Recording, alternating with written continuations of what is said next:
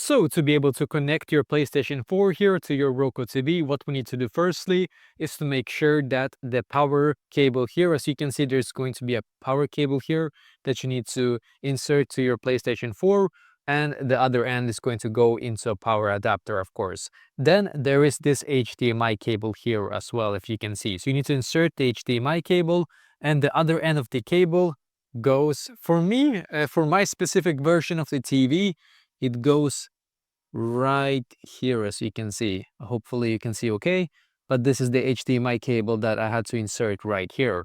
So once it was all connected here, then it was actually very simple. The only thing I had to do after that is to just click on the remote. You have to find this button right here.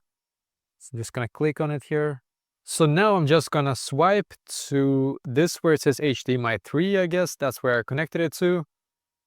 And we're gonna see here what's gonna happen. And you can see PlayStation 4 is connected now to my Roku TV here. I'm just gonna take my controller and show you that everything should work fine here. Yeah, so basically that is exactly how to do this.